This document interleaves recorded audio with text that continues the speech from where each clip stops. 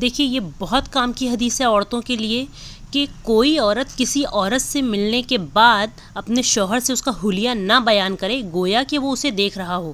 دیکھیے یہ بہت کلیئر وارننگ ہے بیویوں کے لیے کہ وہ دوسری عورتوں کا ذکر اپنے شوہر سے اتنی ڈیٹیلز میں نہ کریں جیسے کہ وہ اسے دیکھ رہا ہو۔ یعنی اکثر آپ اتنی باریکی سے کسی عورت کا ذکر اپنے ہسبینڈ سے کرتی ہیں جس سے وہ پوری طرح اسے امیجن کر سکتا ہے۔ اکثر شادیوں سے یا شاپنگ وغیرہ سے لوٹنے کے بعد عورتیں اپنے شوہروں سے دوسری عورتوں کا تذکرہ لے کر بیٹھ جاتی ہیں کہ وہ اتنی بیوٹیفل تھی، اس کی ڈریسنگ اتنی زبردست تھی، اس کی آنکھیں اتنی پیاری تھی، اس کے بات کرنے کا انداز اتنا اٹریکٹیو تھا، وہ اتنی سلم تھی، اس نے یہ پہنا تھا، اس نے وہ پہنا تھا، وغیرہ وغیرہ۔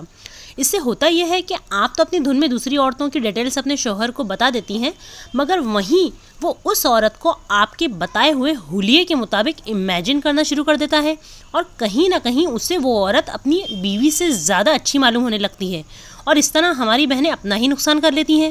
دیکھیے میری بہنوں، آئندہ اس بات کا بہت خیال رکھیں کہ دوسری کسی بھی عورت کے حلیے کا تذکرہ اتنی باریکی سے اور اتنے اچھے انداز میں نہ کریں کہ آپ کا شوہر اسی کے بارے میں سوچنے پر مجبور ہو جائے اور فتنے میں پڑ جائے، کیونکہ نبی صلی اللہ علیہ وسلم نے باقاعدہ عورتوں کو یہ انسٹرکشن دی ہے کہ وہ کسی اور عورت کا ذکر اپنے شوہر سے نہ کرے، کیونکہ انہیں پتہ تھا کہ ایسا کرنے سے کیا نقصان ہو سکتا ہے۔ شاید آپ اس بات کو آج اتنا سیریسلی نہ لو، بٹ واللہ جس چیز سے نبی صلی اللہ علیہ وسلم نے ہمیں روک دیا ہے اس سے رک جانا ہی بہتر ہے، کیونکہ اس میں ہماری ہی بھلائی ہے۔ اس لیے لیڈیز بی کیئرفل۔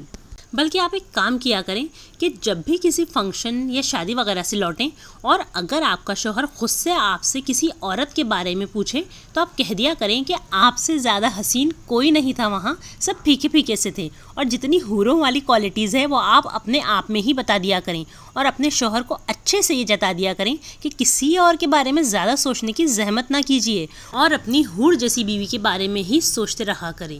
آپ اپنی ناسمجھی میں اپنی سہیلیوں کے بارے میں یا کسی بھی لڑکی کے بارے میں اپنے شوہر کو ایسے انداز میں بتاتی ہیں جیسے کسی حور کا ذکر کر رہی ہو، جس سے وہ بآسانی غیر عورتوں کی طرف اٹریکٹ ہو جاتا ہے۔ اس لیے آپ اچھے انداز میں اپنے شوہر کو یہ ثابت کر دیں کہ آپ سے بڑی حور اس کی زندگی میں اور کوئی نہیں ہے۔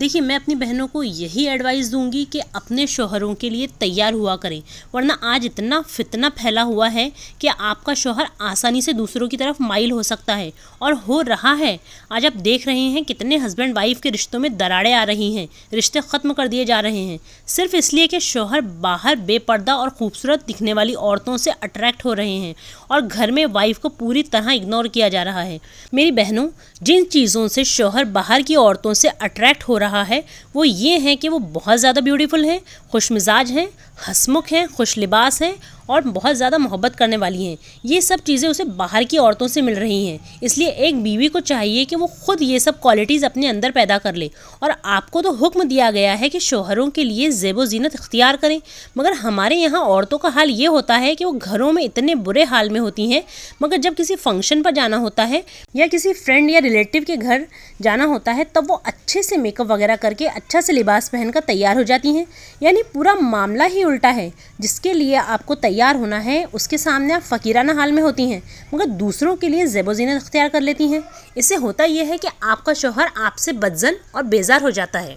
اس لیے میری بہنوں، آپ خود تیار ہوا کریں اپنے شوہروں کے لیے تاکہ وہ باہر کسی اور کی طرف اٹریکٹ نہ ہو۔ آپ اپنے مزاج کو اتنا خوش مزاج بنا لیں کہ وہ آپ ہی سے اٹیچ رہے۔ آپ اپنے انداز میں نرمی پیدا کر لیں، آپ اپنے شوہر کے ساتھ زیادہ سے زیادہ وقت بتایا کریں تاکہ وہ کسی بھی اور عورت کی طرف بالکل بھی اٹریکٹ نہ ہو۔